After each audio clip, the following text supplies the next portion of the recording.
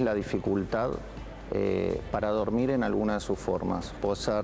El insomnio puede ser de conciliación, que es cuando la gente no se puede dormir, puede ser de fragmentación, cuando se despierta de noche, o puede ser de despertar temprano, que son aquellas personas que por ahí tienen el despertador a las 7 de la mañana, pero a las 5:30 se despertaron y no pueden seguir durmiendo. Sí. O sea, en cualquiera de estas formas, a eso le decimos insomnio. Ajá. Eso no tiene que ver con el famoso reloj biológico de decir, bueno, estoy acostumbrada a levantarme temprano y por eso me despierto antes. Generalmente el sueño se basa en ritmos biológicos que tiene el cerebro y cada persona tiene un ritmo determinado, pero conociendo ese ritmo, si la persona está fuera de ese ritmo y esa persona se iba a levantar a las 7 de la mañana según su ritmo y se está levantando a las 5, en esa persona lo consideramos insomnio. ¿Y qué es lo más frecuente? Es la persona que demora más en dormirse, ¿no? Que se tendría que estar durmiendo a las 11, 12 de la noche y por ahí son las 2, 3 de la mañana y está dando vueltas en la cama y no se puede dormir. Exactamente, porque esa es la forma de insomnio que se relaciona más al estrés, que son las personas que o se quedan preocupadas por algo y no pueden dormirse, o empiezan a hacer alguna actividad distractiva para no estar preocupadas, pero de todas maneras no concilian el sueño, ¿no? Como mirar televisión o estar con internet o jugar a juegos como la PlayStation, ese tipo de cosas. Ah, no, si te pones con la Play a la 1 de la mañana es imposible que a las 2 vayas a estar durmiendo. Totalmente. ¿no? ¿Hay estadísticas de insomnes? Bueno, las estadísticas son variables porque la estadística oficial ronda alrededor del 20%, pero todos los que tratamos este tipo de cuadros sabemos que hay un infradiagnóstico porque la gente no consulta, porque muchas veces no lo detecta. Porque no solamente es el hecho de no dormirse conscientemente, sino a veces el insomnio también es cuando nos despertamos de noche o tenemos una mala calidad de sueño, entonces esa persona no lo detecta. Solamente se detecta porque durante el día está muy cansada o se duerme. Por ejemplo, si está manejando y empieza a cabecear, o está mirando televisión y cabecea, o está en una reunión o en una clase y empieza a dormirse. Entonces son como signos indirectos de que esa persona está durmiendo mal de alguna manera. O sea que diagnosticados hay 2 de cada 10 personas, de 10 que estamos acá, 2 tienen directamente insomnio. Algún tipo de insomnio. ¿Y hay algún secreto, por ejemplo, para, digamos, en casos que son leves, porque después vamos a hablar del tema de la medicación, pero en casos que son leves, ¿hay algún secreto o algún tipo de terapia para que la persona cuando se acuesta no empiece con que, bueno, mañana tengo que pagar, mañana tengo tal compromiso de trabajo, y no te deja dormir? Bueno, básicamente las cosas primarias que se hacen en cualquier cuadro de insomnio, porque el insomnio no solo es primario, que son este tipo de cuadros, sino a veces son secundarios a otras enfermedades, ¿sí? Pero en los primarios lo que se trata de hacer es mejorar el ambiente, tratar de que haya bastante espacio entre el momento en que la persona llega de trabajar y se va a dormir. Si nosotros llegamos 8:30 de la noche, comemos a las 9, nos ocupamos de los chicos, hasta las 10, 10:30 no paramos y enseguida nos queremos ir a dormir, todavía nuestro cerebro no se acomodó suficiente para lograr un perfil para irse a dormir. Entonces, cuanto más tiempo hay entre el momento en que llegamos a nuestras casas y podemos organizar el ambiente lo mejor que se pueda y el horario de irnos a dormir, mejor. También piensen que uno de los factores importantes es que a la noche, por ejemplo, los matrimonios es el horario en donde hablan y también es el horario donde discuten y es el horario donde se pelean. Entonces, eso dificulta más también ese horario que uno no lo puede elegir porque a la mañana no va a discutir porque se tiene que salir corriendo y más. Son momentos que son los peores para tener estas conversaciones. Y es donde se come más también, entonces bueno, hay una comida fuerte a la noche. Lo que pasa es que nosotros culturalmente estamos al revés. En realidad las 2 comidas más importantes deberían ser desayuno y almuerzo, y nosotros culturalmente casi que esos los pasamos y reservamos la comida más pesada para la noche. Y el hecho de comer altos carbohidratos que funcionan como estimulantes en el cerebro, comidas muy pesadas con mucha grasa, bajan la calidad del sueño. Va a hacer que esa persona descanse mal, aunque duerma. ¿Sí? La calidad del sueño va a ser mala. ¿Qué pasa con la actividad física, por ejemplo, relacionada? Bueno, hago alguna actividad física, me canso, voy a dormir mejor. No. La actividad física el cerebro es un órgano de ritmos, ¿sí? Nosotros tenemos horario para todo, no es lo mismo cualquier hora. El mejor momento para hacer ejercicio físico es antes de las 6 de la tarde, Durante toda la mañana, desde las 5 de la mañana hasta las 6 de la tarde es el mejor horario desde el punto de vista biológico. Después de las 6 de la tarde el cerebro se prepara, y esto es desde que los humanos somos cavernícolas, donde ya no había luz. Lo que pasa es que con la luz artificial modificamos nuestros ritmos. Pero el cerebro se prepara para irse a dormir. Sí. Si nosotros hacemos ejercicio físico, después lo estamos estimulando. Y es cierto que por ahí esa persona duerme por cansancio muscular, pero la calidad de sueño no es buena. ¿Sí? No es reparadora, entonces durante el día está cansada. A eso te íbamos a preguntar, por eso queríamos hacer un paréntesis. Los horarios, porque los horarios que tenemos nosotros para venir acá a las 6, nos vamos a levantar a las 4:30 de la mañana. Eso no es un horario normal, ¿no? No. De paso aprovechamos a protestar también, ¿no? No, decíamos, charlábamos nosotros, decíamos, bueno, es por lo pronto antinatural. Totalmente. Normal, o sea, dentro de todo, ustedes podrían estar dentro de una secuencia que biológicamente está bien, pero ustedes no se van a ir a dormir a las 7 de la tarde. No, claro. Entonces, el problema es que ustedes tienen una combinación entre lo social y su ritmo de trabajo, digamos, y sus actividades sociales que hacen que no se puedan desaparecer de sus casas a las 8 de la noche para irse a dormir, probablemente. Bueno, pensaba yo, mi abuela siempre decía, bueno, no puedes dormir, mi mamá también, vasito de leche tibia, por ejemplo. Digo, esto de las recetas caseras, de lo que te fue pasando tu abuela, ¿cuáles son y sirven? Algunas tienen cierto fundamento biológico, sí. Por ejemplo, el tilo, la valeriana ayudan mucho. La leche tiene un fundamento más místico porque tiene alta cantidad de triptofano, que es un aminoácido que ayuda a conciliar el sueño, pero la realidad es que muchas de estas recetas caseras sirven como placebo. Como hay personas que les sirven, ¿sí? Y eso es lo que le da más valor que por ahí lo científico en sí mismo. Entonces hay personas que se toman un té de tilo y tiene más efecto que si se toma una pastilla para dormir, ¿sí? Claro. Pero tienen valor. Digo, antes de pensar en los casos graves, ¿no? Que hablabas vos de medicación y esas cosas, hagamos un raconto. Entonces, tratemos de ir mejorando. Bueno, no me puedo dormir por ciertas circunstancias, preocupar por el trabajo, el ritmo de los chicos, lo que sea. ¿Qué hago? Primero, cambio los horarios de actividad física y intento cambiar los horarios de comida también, o por lo menos invertirlos, ¿no? La comida pesada. En esto, por ahí, probablemente lo más fácil de pensar, como todos los médicos a veces indicamos cosas que son difíciles de ejecutar en la vida real, es organizar los horarios del día. Cuando yo tengo los horarios del día organizados, mi cerebro mantiene este ritmo, que eso lo ayuda a conciliar mejor el sueño y a mantenerlo mejor. Eso es desayunar, almorzar, aunque no parezca, esto tiene relación. Desayunar, almorzar, hacer ejercicio en horarios bastante estrictos y meter las actividades que tenemos laborales en el medio de estas actividades. En general nosotros hacemos al revés, supeditamos esos puntos de orden que son la alimentación y el ejercicio en función del trabajo que tenemos. Tratar de lograr, si se puede, un ambiente tranquilo en la casa, que son puntos difíciles también. Tratar de no tener televisor en el cuarto, tratar de dormir, o sea que irse a la cama sea para el cerebro una acción que ya me condiciona a dormir. Tratar de evitar o tener mucha atención durante el día a los cabeceos. ¿Vieron la gente que se queda dormida? Sí. Esa persona tiene que consultar, porque cuanto más cabeceo y más resisto el sueño, yo estoy entrenando a mi cerebro a que no se duerma. Claro. Entonces cuando llego a la noche no me duermo. Tratar de comer por lo menos 2 horas antes de irse a dormir, mínimo. Tratar de que la cena sea una comida liviana, una tarta, una ensalada, algo bien liviano. Estos son, me parece que algunas de las puntos básicos para básicos. Estas cuestiones primarias. Exacto. Y en los casos, ¿cuál es un caso que, por ejemplo, van a decir, acá no hay nada que hacer, por lo menos por ahora hay que medicar? Una persona que no puede dormir, ¿cuántas veces por semana, por ejemplo? Porque después el otro día compensa con una siesta, o duerme una noche no duerme, después 2 sí. Bueno, si una persona no durmió una noche, como puede pasarle a cualquiera que se fue a una fiesta, el cerebro siempre va a compensar, eso se llama deuda de sueño. Cuando uno perdió horas de sueño, en la siguiente noche el cerebro va a aumentar la cantidad de horas de sueño profundo, ¿sí? Ahora, eso es excepcional y ahí no se hace nada.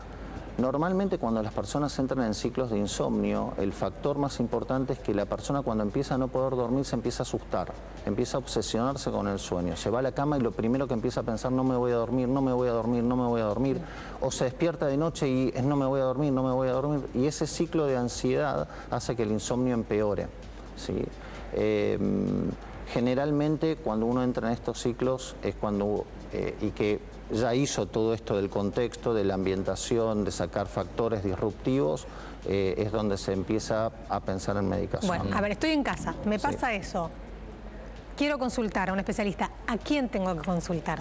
Básicamente se pueden consultar a 3 grupos de especialistas que hacen esto. Normalmente la gente, el primero que consulta es el clínico, ¿sí? Claro.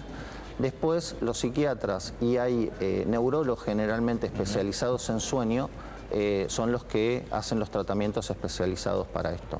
Normalmente cuando una persona está muy cansada en el día y no se sabe qué es lo que pasa, se hacen estudios que se llaman polisomnografías, que son estudios donde la persona va a dormir a un centro de sueño, se le hace un estudio durante toda la noche donde se le miden distintos parámetros y ahí se detecta cuál es el motivo por el cual esa persona no repara bien, no descansa bien y está cansada en el día. ¿Y consiguen dormirse en ese lugar? Bueno, eso es siempre... Mirá, no estoy observado. No, bueno, es no solamente estar observado en una cama extraña, sino lleno de cables en la cabeza. ¿Cómo haces? No, pero la gente logra conciliar, al menos por ratos, y esa muestra, aunque sea ese pedacito de sueño, nos da un parámetro de algunas funciones que pueden no estar andando bien, como por ejemplo la respiración. Claro. Entonces hay personas, ustedes han escuchado por ahí a alguien que ronca. Eso justo te iba a preguntar. Que de golpe ronca y de golpe corta la respiración y de golpe vuelve y sigue respirando y uno dice, ¿se murió o le pasó algo? Bueno, esas son apneas del sueño, esas son muy comunes, por ejemplo en los hombres es alrededor del 4-5%, en las mujeres es un poco menos, 2%, se relacionan mucho al aumento de peso, se relacionan a la mala alimentación y a dificultades respiratorias y al uso de medicaciones que relajan mucho los músculos y hacen que uno pueda tener esas apneas. Esas hay que tratarlas, son muy importantes porque tienen más riesgo cardiovascular las personas que tienen apneas del sueño. Claro. ¿Y qué pasa con estas personas que tienen mucha dificultad con el sueño, ¿no? Que no pudieron dormir prácticamente en toda la noche? Al otro día es evidente que uno no está igual, es decir, no tiene la misma agilidad mental. Pasa que, por ejemplo, a mí me ha pasado que una noche no puedes dormir y al otro día necesitas acordarte de una palabra cuando estás hablando y no hay forma, tenés que buscar un sinónimo Exacto. Es un problema. Bueno, el sueño tiene una función importante biológica que es la de consolidar la memoria.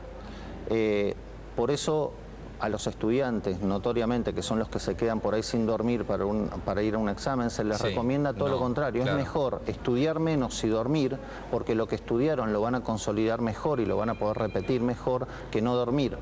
De todas maneras, la persona que, por ejemplo, estudió para un examen, no durmió, se va a acordar algunos datos para ese examen, pero a los 5 días esa información no la va a tener más, o la va a tener muy desordenada. Claro, no está consolidada. Exacto. Claro. El sueño tiene funciones biológicas muy importantes, por ejemplo, la neuroplasticidad. Durante el sueño el cerebro hace mejores conexiones y refuerza las conexiones que hicimos nuevas durante el día, ¿sí? Por eso las personas tienen estos problemas de memoria, tienen torpeza física, tienen un montón. ¿Cómo es eso de las conexiones nuevas? El cerebro es un órgano que constantemente es plástico, ¿sí? Nosotros cada vez que aprendemos algo nuevo hacemos conexiones nuevas. De hecho, imaginemos una persona que puede tocar la guitarra y otra persona que no. La diferencia en el cerebro entre esta persona y la que puede tocar la guitarra y la que no, es que la que toca la guitarra tiene un montón de conexiones entre sectores que tienen que ver con la audición, un montón de conexiones que tienen que ver con el movimiento de las manos, y eso lo hace la práctica. Todo aprendizaje en el cerebro se representa a través de conexiones nuevas y vías nuevas que hacen que el cerebro tenga una función que antes sin esas conexiones no tenía. Eso es la plasticidad. Quiere decir entonces que aprende mejor o aprende más una persona que duerme bien, por ejemplo, para aprender un idioma. Aprende más una persona que duerme bien que otra que, no, que duerme Sí, salteado. Yo casi lo pondría más extremo, no es que aprende mejor. Una persona que no duerme no aprende. No aprende. Mirá. Puede retener por un rato, esto que hablaba de los exámenes, ¿no? Un rato va, rinde el examen, retener, pero no consolida esa memoria. O sea, el cerebro justamente lo que hace es mantener una memoria que es muy efímera, que es de corto plazo, pero no manda esa información a sectores donde se reserva la memoria y donde yo después recluto esa memoria para usarla en distintas situaciones. Vuelvo a un tema anterior. Dijo, justo nos está preguntando una televidente, por favor que hable de las apneas. Bueno, hablaba en un momento de este tipo de dificultad, ¿no? Apneas del sueño. Sí. Dijo, hay que tratarlas. ¿Cómo? ¿Quién? Absolutamente. Lo mejor ahí es ir directamente a los centros. Cuando uno las detecta, generalmente las detecta el compañero, ¿sí? O alguien del contexto. Generalmente producen susto en el medio porque realmente la persona por ahí pasa 20 segundos sin respirar. Y lo que hay que consultar ahí son a los centros de sueño, que en el país tenemos muy buenos centros de sueño, para que hagan un diagnóstico, se hace una polisomnografía y después el tratamiento es bajar de peso, controlar todos estos factores que decíamos al principio del ambiente, la alimentación, el ejercicio físico, y si eso no resuelve esto, hay ciertas placas que se ponen en la boca para mantener cierta estructura anatómica de las vías aéreas, y después si no se pasa a unas mascarillas que hay que mantienen niveles de oxígeno adecuados en la sangre, porque lo que pasa en esos 20 segundos es que la cantidad de oxígeno en sangre cae abismalmente y eso afecta a los músculos, al cerebro y a distintas funciones. Eso es lo que nos pone en riesgo. Voy a atar a especialidades. Los odontólogos a veces dicen, te estás mordiendo, tenés prognatismo, te dan esas placas de descanso. ¿Eso también influye? Totalmente. Eso, lo que más diagnostican los odontólogos en esto se llama bruxismo, que es cuando nosotros raspamos los dientes. Eso en general se relaciona a niveles de ansiedad y de estrés, ¿sí? Lo ideal siempre es decir, bajemos el estrés, pero eso es imposible, ¿sí? Porque uno está expuesto a las cosas que está expuesto y no siempre las puede elegir. Entonces ahí lo que se hace normalmente, los odontólogos nos hacen unas placas en donde al menos protegen los dientes de estas, porque rompe los dientes ese bruxismo, ¿no? Exactamente. O sea, está todo relacionado. Sí. Bueno, casos graves. ¿Qué es un caso grave? Casos graves, generalmente los insomnios primarios graves son aquellos que no logran conciliar el sueño de ninguna manera, ¿sí? Mejorando todos estos aspectos, baños calientes, todo lo que uno logra hacer, no mejoran. En el caso grave hay que diagnosticar si esto es una persona que tiene un cuadro de ansiedad, si tiene depresión, la depresión produce muchísimo insomnio, si tiene esquizofrenia, si es bipolar, todos estos cuadros producen insomnio. Si tiene dolor, el dolor produce muchísimo insomnio, la gente se despierta constantemente. Y frente a estos casos que son generalmente relacionados a enfermedades secundarias, o sea, son secundarios a enfermedades, ahí sí se busca probablemente medicar. Claro, pero es con respecto a la enfermedad de origen, digamos. Bueno, no sé. Generalmente se busca tratar la enfermedad de origen, pero muchas veces eso no llega a curar tan rápidamente el insomnio, entonces se empieza a tratar el insomnio porque también el tener insomnio en un estado de enfermedad hace que la persona se cure peor, se cure más lento, altera todo el sistema inmunológico. De todas maneras hay una supongo yo, ¿no? Ahora nos vas a confirmar, pero hay una tendencia a que en estas últimas décadas la calidad de sueño ha disminuido, ¿o no? Porque antes se decía, por ejemplo, la mejor almohada es la conciencia tranquila, ¿no? Y este modo de vida tan agitado, no quiere decir que uno sea culpable de vivir como vivimos, ¿no? Pero es un modo de vida agitado, hace que se duerma peor. Sí, totalmente. No solamente es nuestro modo de vida, sino que tenemos acceso a muchos más sistemas de estimulación, que es internet, televisión, que por ahí hace 50 años eso no estaba. La gente se iba a dormir porque tampoco había mucho más para hacer. Claro. Hoy hay mucho para hacer, hoy hay mucho para buscar y eso justifica mucho más. Son todos estimulantes, ¿no? Si yo me pongo con la computadora me estimulo. Ustedes piensen que hay un punto que es crítico, que es más o menos alrededor de las 11 de la noche, que uno tiene como una caída y unas ganas de irse a dormir terrible. pero si se estimula durante 15, 20 minutos, se pasa, es como si se switchara a otra cosa y se queda despierto hasta las 2, 3 de la mañana, puede quedarse. Bueno, ese es un punto crítico que hay que respetar mucho y antes de llegar a ese punto hay que sacar todo lo que sea más pasivo, porque leer, por ejemplo, leer un libro es muy activo, demanda imaginación mía, mucho esfuerzo. En cambio, ver televisión es algo más pasivo. Mi cerebro está como recibiendo información sin tanto esfuerzo, por decirlo de una manera. Hubiera pensado que era al revés, que leer por ahí te relajaba más. Porque... No, leer relaja más porque el hecho de ser un esfuerzo mayor hace que el esfuerzo me canse y yo pueda entrar en sueño. El hecho de estar en una situación más pasiva hace que el esfuerzo sea menor. Entonces... Puedo seguir. Es más estimulante, claro, y puedo seguir. Hablabas hace un ratito, creo que fue cuando llegó, de esta gente que esconde su insomnio, o sea, que no se duerme porque cree que es una decisión, porque se queda haciendo una actividad, pero en realidad hace una actividad porque no se puede dormir. Sí, es como un insomnio encubierto, o sea, las personas cuando tienen sueño, ¿sí?, casi con cualquier actividad se duermen. Pero hay personas que, como se quedan insomnes y quedan haciéndose estas actividades, navegando por internet, lo que sea, creen que en realidad eso es una decisión, que no se están durmiendo porque se están divirtiendo. Bueno, esas son formas de insomnio y son muy comunes hoy, más que nada en los adolescentes, que por ahí se quedan hasta las 3 de la mañana y si los padres no dan bolilla a esto, se levantan después a las 6:30 para ir al colegio y tienen un bajísimo rendimiento. Estos medicamentos que tienen melatonina en dosis bajas, hay 3 o 4 marcas en el mercado, que son de venta libre. Digo, ¿está bien automedicarse aunque sea con este tipo de medicamentos que son muy...? El problema, la melatonina es una excelente droga para ciclar el cerebro. El problema es que muchas veces la gente... ¿Qué es ciclar el cerebro?